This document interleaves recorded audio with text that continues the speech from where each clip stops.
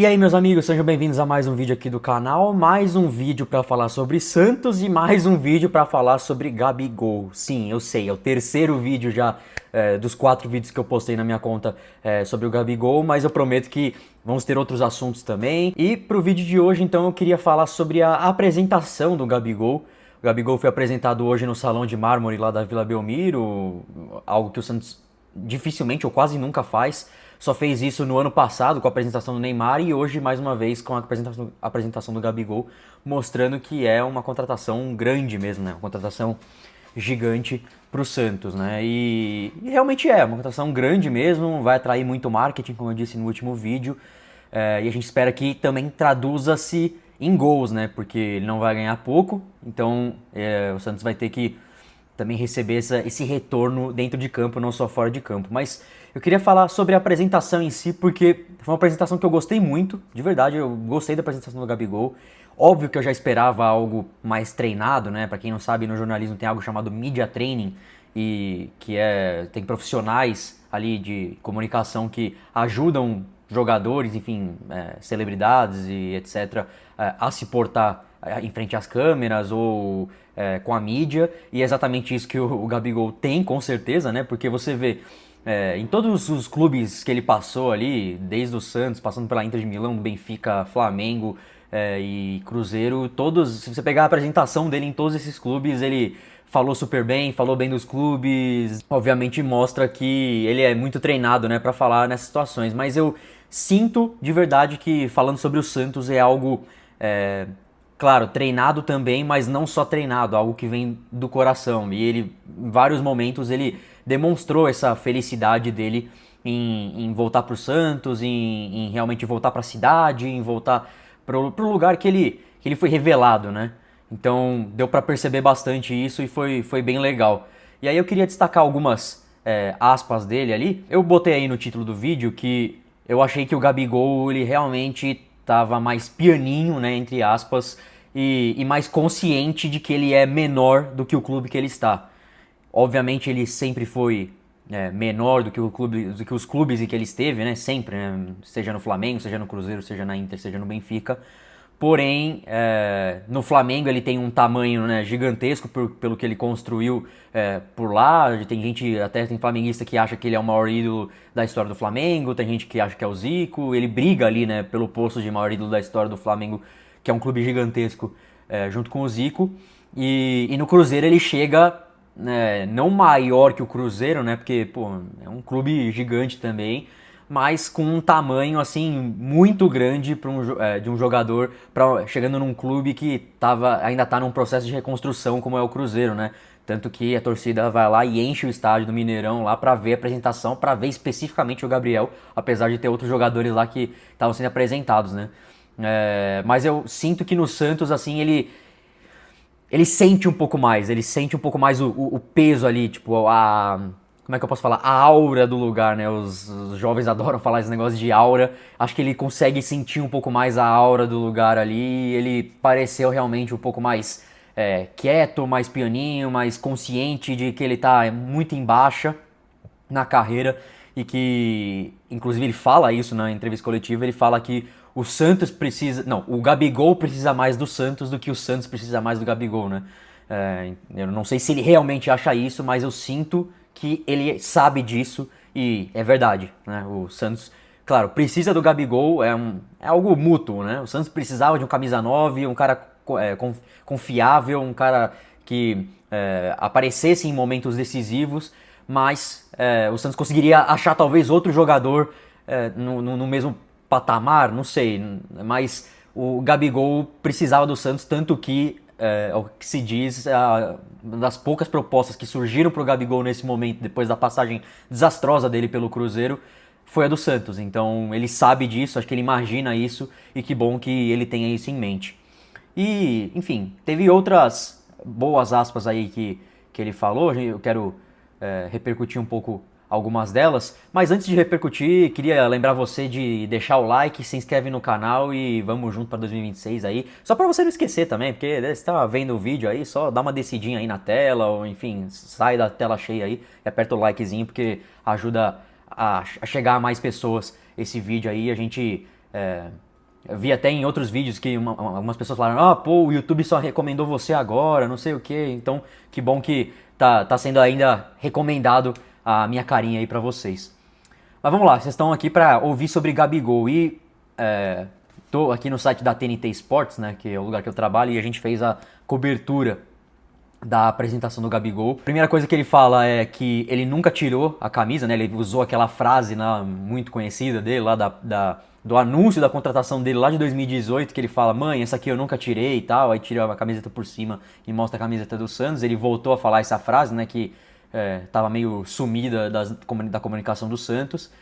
Mas ele diz aí que nunca tirou, que sempre usou a camisa do Santos e tal, e ele em outros momentos também já falou, por exemplo no Podpah, antes de acertar com o Cruzeiro, lá em 2024 para 2025, que ele, quando pode, assiste o jogo do Santos, ficou feliz que o Santos subiu para a primeira divisão, etc. Então, acho que isso eu não tenho muita dúvida, não. Acho que ele realmente é torcedor do Santos, gosta muito do Santos e realmente nunca tirou. Ele sempre foi muito também enfático sobre o Santos, mesmo quando estava no Flamengo, por exemplo. O Flamengo ganhou título, ele falou do Santos. Então, assim, isso é uma coisa que acho que eu nunca duvidei, não. E depois ele responde se ele tá pronto para estrear contra o Novo Horizontino, e ao que parece sim, né? Ele falou que tá pronto, que é só o Vojvoda chamar ele que ele vai estrear, e eu imagino que ele vai estrear mesmo, se ele estiver bem fisicamente e se ele estiver junto com os companheiros ali fisicamente, ali no mesmo estágio, não tem por que ele não começar como titular. Acho que até porque o jogo é na Vila, vai ser muito procurado, vai ter transmissão exclusiva, inclusive da TNT e da HBO Max, vai ser bem legal e eu imagino que não teria por que ele não jogar, acho que vai jogar sim, inclusive vai ser titular, não tem nem o que dizer sobre isso. Depois ele é perguntado sobre se ele vai comemorar gol contra o Flamengo, né? E ele falou que sim, que é normal, que comemorar gol é até uma forma de respeito, foi muito protocolar, né? Algo que ele falou, muitos jogadores falam também. O que não aconteceu, se eu não me engano, no ano passado pelo Cruzeiro. Ele fez um gol pelo Cruzeiro, bateu o pênalti, errou e pegou o rebote e fez o gol. Se eu não tô enganado, ele não comemorou aquele gol. Eu acho que ele fez assim e tal.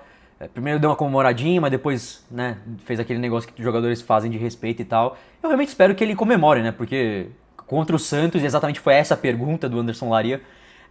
Contra o Santos você comemorava efusivamente, você vai comemorar também os gols contra o Flamengo? E ele falou que vai, que é normal e tal, que é forma de respeito e vamos ver se vai acontecer mesmo, né? Depois ele é perguntado sobre o fato de muita gente ter dito que é um passo atrás na carreira, né? Porque ele tá vindo para um time que, enfim, não vai nem disputar Libertadores, vai disputar Sul-Americana, tá aí, né, à sombra dos rivais nos últimos tempos e infelizmente isso é verdade.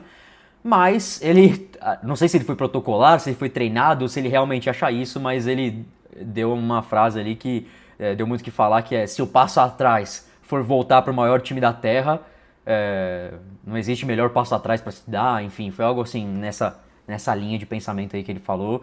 E tá naquilo que eu falei, né, de saber o lugar que ele tá pisando e ao mesmo tempo também ser treinado para falar aquilo que o torcedor gosta de ouvir. Ele falou coisas parecidas quando estava no Flamengo, no Cruzeiro e tal, porque ele sabe que a torcida gosta muito dessas frases de efeito ali, né? Depois ele fala que não tem como prometer títulos, mas o Santos tem que estar sempre perto. Acho que realmente não tem muito como prometer títulos, mas é obrigação total do Santos, ainda mais pela folha salarial que o Santos está aparentando ter ali. Acho que com certeza vai passar da casa dos 30 milhões de reais.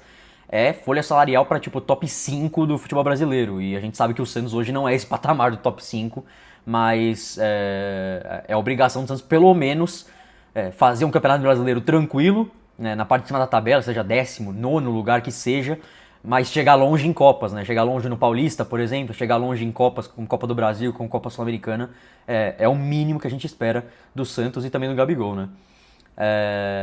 Depois ele responde lá, que fala que foi em direção a uma pessoa, não foi ao clube, né? A questão de ter comemorado, comemorado não, né? No último jogo do Brasileiro, Santos e Cruzeiro, ele tava recebendo muitos xingamentos e tal, mas teve uma pessoa em específico que tava falando dele e tal, e ele até no começo do jogo, ali na hora do hino, ele fez assim, uma coisa assim, tipo, como se fosse chamando o cara pra chincha, e ele diz que é alguém específico, que ele não sabe quem é, e não falou quem é, então não tem nem como falar, mas mas que não foi ao clube, não foi à torcida em geral que foi a provocação, mas foi uma pessoa específica. Depois, uma das partes que eu mais gostei da coletiva também foi ele ter colocado os pés no chão sobre ele mesmo, né? Sobre seleção também. Porque o Marcelo Teixeira, a hora que apresenta ele, faz ali um pronunciamento, ele fala, pô, a gente já tem um projeto que é com o Neymar, de fazer 6 meses absurdos para ele chegar na seleção, chegar na Copa do Mundo, e agora nós temos 2 projetos, agora também com o Gabigol, para ele poder chegar, jogar a Copa, etc. E, e até se percebeu ali que ele estava um pouco, né, não sei o que, não sei o que falar e tal, mas quando foi perguntado sobre seleção, ele falou, pô, o presidente está um pouco otimista, né, não sei o que, brincando sobre isso e falando que o momento não condiz com isso, mas não é impossível. Ele sabe que não é impossível, claro, não é impossível. Se de repente ele, pô, sei lá, em 6 meses ele mete 30 gols, porra, aí é meio que difícil o Ancelotti não convocar ele pelo menos pros primeiros amistosos ali. Mas a gente sabe que é muito difícil que ele faça um grande primeiro semestre assim a ponto de chegar à seleção, a ponto de chegar à Copa do Mundo. E ele sabe disso, né? Ele sabe que agora o momento não é, talvez não seja esse, mas que ele sempre vai pensar em seleção. Aí a tal resposta protocolar, que ele sempre vai pensar em seleção. Até o momento que ele parar a carreira dele, ele vai pensar em seleção e isso não vai mudar. Depois ele fala que ele se defende, né? Falando que o ano dele no Cruzeiro não foi tão ruim como as pessoas falam. Aí eu acho que faltou um pouco como é que se fala? Tô com Simancol na cabeça, mas Simancol tem um negócio mais pejorativo ali. Mas, enfim, falta um pouco de Simancol ali, um pouco de autocrítica nesse caso do Gabigol. Ele fala ali que ele foi o vice-artilheiro do Cruzeiro no ano e tal, mas eu acho que isso não quer dizer muita coisa, né? Até porque ele é atacante, ele precisa fazer gols, e ele fez 13 gols, que é um número baixíssimo para ele, inclusive na carreira. E no vídeo que eu falo sobre os 7 prós e 7 contras do Gabigol no Santos, eu dou esses números, né? Ele faz 5 gols no Mineiro e 5 gols na Copa Sul-Americana. Então a maioria dos gols ali foram em campeonatos que tem um pouco menos de validade do que o brasileiro foi pro Cruzeiro, né? Tanto que o Cruzeiro colocou o time em reserva na Copa Sul-Americana a ponto do Gabigol ter sido o artilheiro do time na Copa Sul-Americana, ter caído na fase de grupos e tal. Né? Então acho que faltou um pouco de autocrítica para ele falar, não, realmente, meu ano não foi dos melhores, eu fui mal mesmo. De repente até relembrar, né, que ele perdeu o pênalti na semifinal da Copa do Brasil, mas, enfim, ele falou que não foi um ano tão ruim assim. Enfim, é a opinião dele e ele tá também na dele se defendendo, né? Depois ele fala que é, fala como foi, né, os bastidores das conversas, né? Falaram que conversamos durante as negociações, quando deu certo ficamos felizes, no caso do Neymar, né? Falou que conversou com o Neymar durante isso, os dois ficaram contentes um com a renovação de um, outro com a contratação de outro. Ele fala também que, inclusive um negócio que me chamou muita atenção, que ele fala que todos sabiam lá no Cruzeiro da minha vontade de voltar pro Santos desde o meio do ano. Então assim, basicamente desde junho, sei lá, do ano passado, na pausa pro Mundial, ele já tinha avisado alguém no Cruzeiro, pô, então eu quero voltar pro Santos, não tô muito feliz aqui. Achei meio estranho, assim, ele ter falado isso, mas com certeza pegou muito mal com a torcida do Cruzeiro, né? Porque você imagina, se o cara em junho tava num time e pensando em outro, é porque alguma coisa tava muito errada, né? E a ponto de ter culminado na saída dele com o Tite sendo contratado, com ele perdendo pênalti em semifinal de Copa do Brasil. Então, com certeza pegou muito mal pra torcida do Cruzeiro essa fala dele aí. E por último, aqui o último vídeo que a gente postou na TNT Sports foi que a Rafaela, né, que é a irmã do Neymar e namorada dele, né, o Gabigol e o Neymar, pra quem não sabe, são cunhados. A Rafaela começou a falar pra eu voltar pro Santos e tal, e aí começou assim, meio que a família colocando isso na cabeça dele e tal, e ele foi crescendo isso dentro dele até a ponto de dar certo e ele ser contratado. Então, foram essas basicamente as principais aspas, né?